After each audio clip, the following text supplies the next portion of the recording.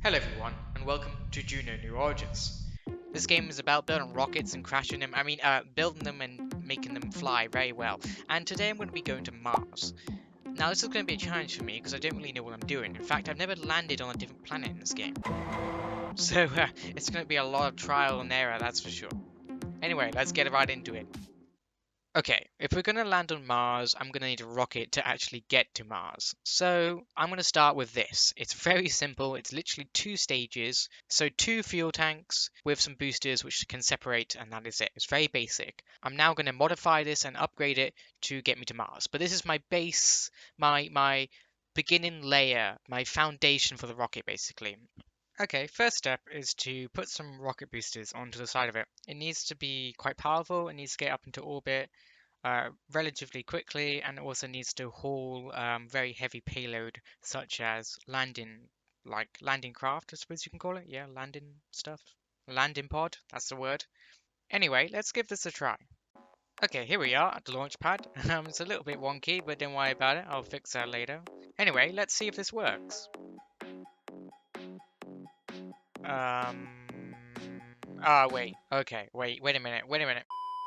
Okay, it's a simple issue, pretty much not the right key bindings. So you basically got to have this little bar here, and you got to put whatever action you want to happen first at the bottom. So I want the rocket to launch first, and then I want it to decouple the rocket boosters.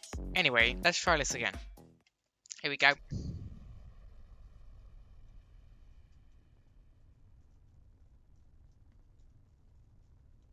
Mhm. Okay, so arguably the biggest engines in the game can't lift this thing. Okay. Okay, we need more power, that's for sure. I'm going to mess around with the engines a little bit. I'm going to change a few of the settings to try and get some more thrust, to get some more power, and see if that works. Okay. We are... oh boy, oh boy, oh boy, okay. We're, we're flying. Um, this is not exactly how I wanted things to go. So, when you're a rocket scientist and you can't get your rocket up in the air because it's too heavy, what do? You strap on some more boosters and some more engines so you can go faster. That's right. I put two more rocket boosters on the side, so I now have four engines, four big boy engines, doing a lot of thrust. Let's see if this works. Here we go. Full throttle. Okay, it is launching. Okay, this is it. Very nice. Okay. Right. Okay, we're in the air. We're in the air. We are in the air. Alright, we're almost out of fuel. We're out. They came off. Lovely jubbly.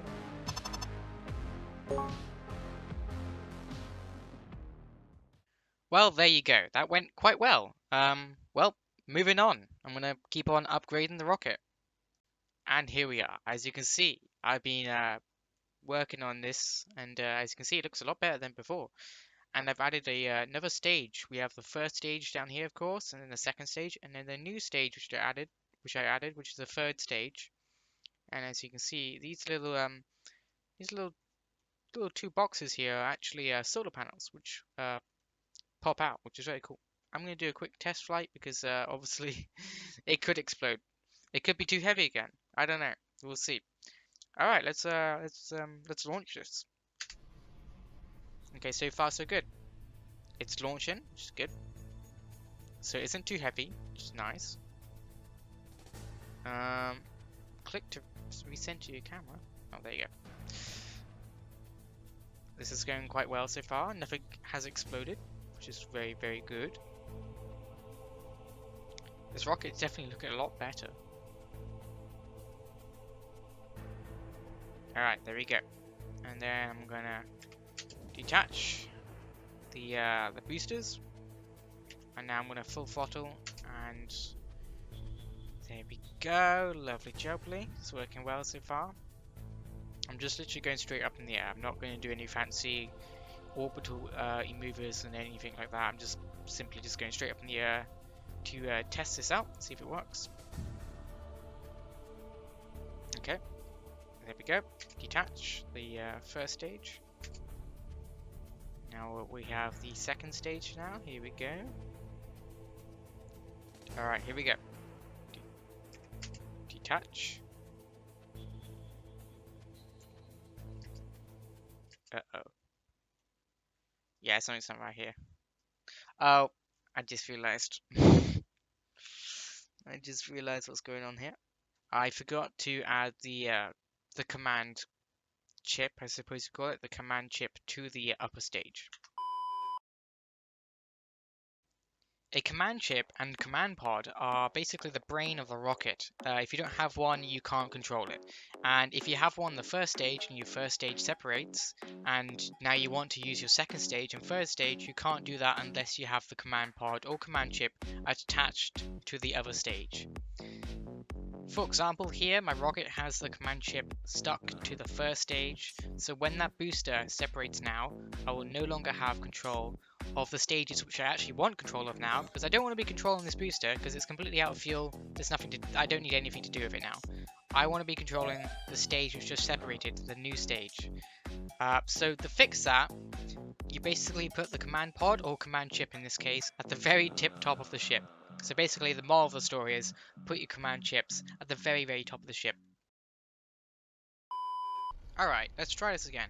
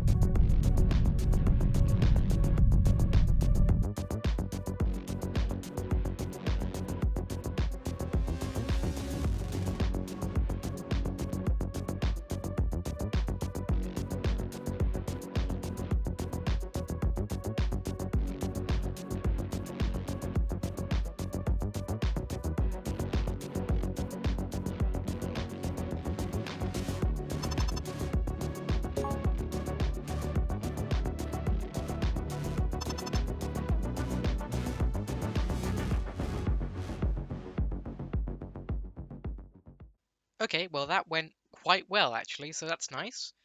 Next up is to put a command pod on top of the rocket. At the moment it's just a nose cone, there's nothing inside of it. So I need a command pod to put crew members in there so they can actually land on Mars. But how do we get the command pod on Mars? That's a great question. We're going to have to detach it from the main rocket, let it fall down through the atmosphere, and gently put it on the ground. Now all of that sounds great, if it works. And it turns out that trying to slow down a capsule which is traveling 7.8 kilometers per second from low Earth orbit is quite difficult, weirdly enough. So this is a lot of trial and error, to say the least. It's going in quite slow. Ah, okay, okay. Oh no, oh no. It's quite fast, it's quite fast. No, no! And for whatever reasons, I thought testing a landing craft on Earth was for noobs, so I decided to do it on a moon. Why? Why? With no gravity. Why? With no atmosphere. Why? Yeah, I didn't know why I did that. I don't know. Hindsight 2025, I don't know why. This might be bad. This might be really bad. Nope. Shit. Why? Ah, balls. Yeah, too fast. It's a very tricky thing. Oh god, it's so tricky. It's so annoying. Oh, and you think that's all the clips? No, there's more. There's more times I died. I'm telling you, there's more.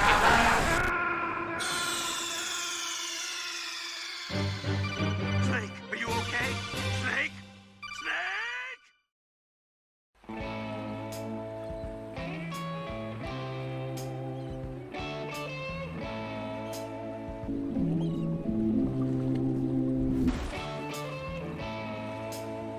Intoxicated, stress driving, bugs. Dying of dehydration, hydraulic press channel, flying for pissing on the TV, from giant wasp, getting into a bus, having the bus collide with another car. Okay, after taking a quick break to watch some YouTube, I'm now back and I've got some ideas.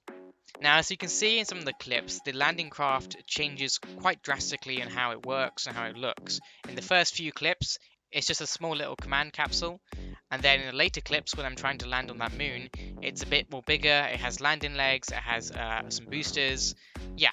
But that still didn't work, I still couldn't land on the moon. In fact, I still couldn't even land on Earth. So I did add some parachutes to make it easier to land on Earth and on planets with atmospheres, but for the moon, that doesn't really help. But I'm not going to the moon, I'm going to Mars, so I'm not going to worry about that for now. However, when I did land on Earth, very slowly, very gently, I always tipped over, and that was really annoying. My landing pod is very unbalanced, so I added some side fins? I don't know what you call them. Those things, yeah. And they seem to have worked with the balance. I mean, it doesn't tip over anymore, so I'm guessing that's all good. So hopefully it'll be okay. Yeah, that's it, pretty much. One real quick thing, I did forget to add a heat shield to my landing craft, so I just simply added a heat shield. It just stops my landing craft from burning up when I'm entering the atmosphere, and stops it from doing this, and it actually makes it so I can land on Mars. I think I'm done. I think I can go to Mars. I think I can do it. I think I can do it. I also, in between recording, footage for this video, I have been practicing a little bit, messing around with space travel a little bit. Still don't know what I'm doing, but I flew into the sun. If that helps, does that help? That helps. Yeah, I didn't really mean to do that. Anyway, I'm gonna stop rambling. Let's go to Mars.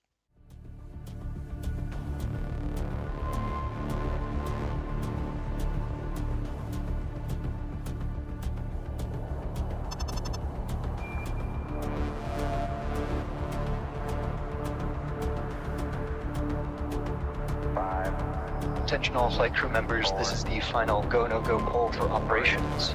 Stage 1. Go. Stage 2. Go. Flight directors go for launch.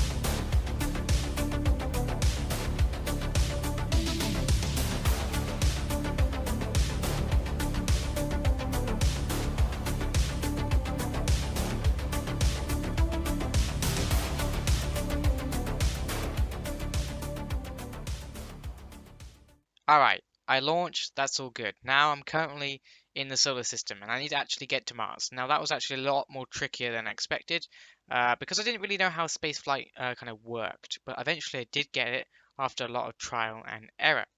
Now, if anybody's watching this video and is trying to learn how to get to Mars, I'm going to save you a lot of time and do a quick explanation of how to do it. Because there is a good, maybe 45 minutes of footage of me struggling to navigate space and get to Mars. And I'm not going to show you that because it's too, long and boring.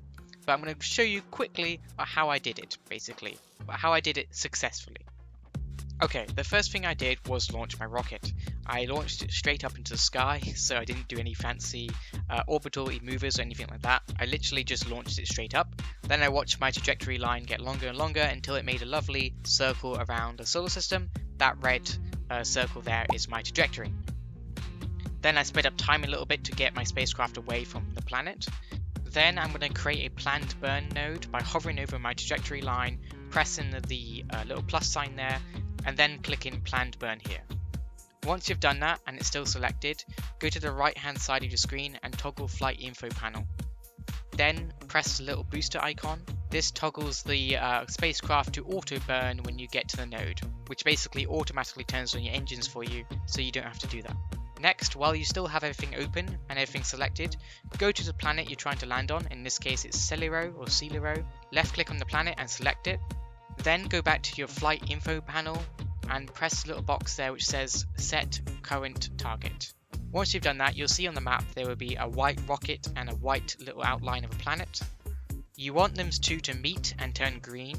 Then go back to your planned burn node, click on it and you'll see these blue, green and red things. Drag them with your mouse to make your trajectory bigger or smaller, and then just try and make the rocket and the planet meet each other so they turn green.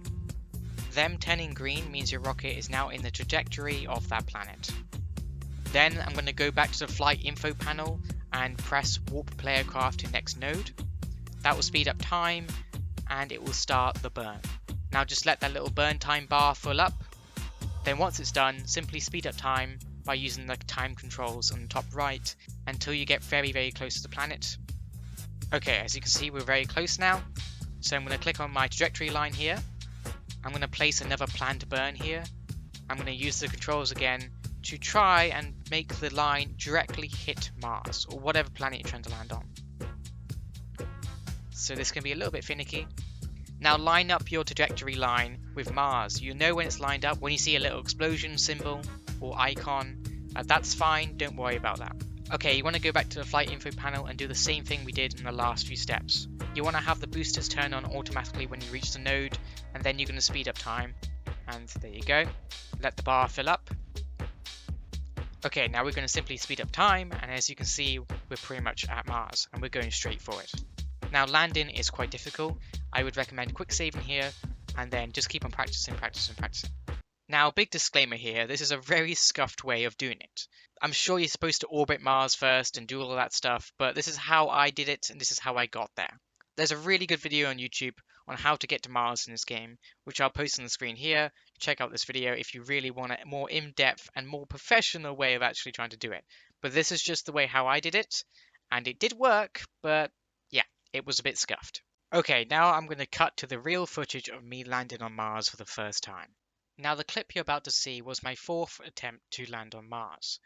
Yeah, that's right, it took me 4 tries to try and land on Mars. But because of quick saving in this game, which is very handy, when I crashed, I could quickly reload the save and try it again. Come on, I got this. I got this.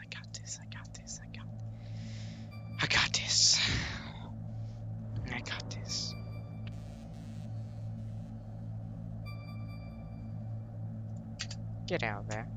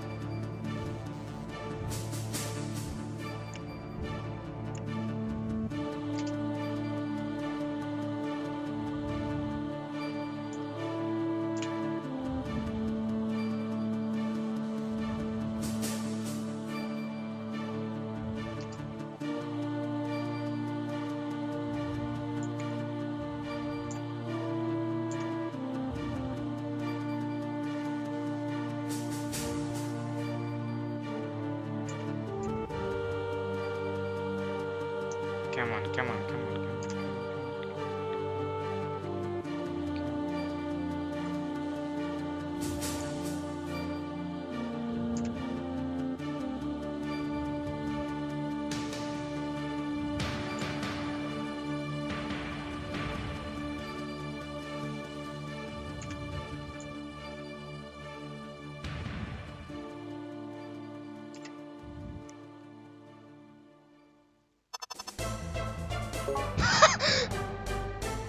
I did it! I've done it! And that, folks, is how I got to Mars. Wow.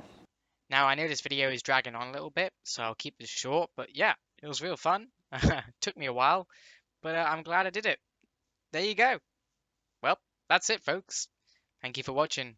Have a lovely rest of your day, and take care. Bye-bye. Ah, get it? Because the spacecraft is dragging on, and the video is dragging on? Yeah.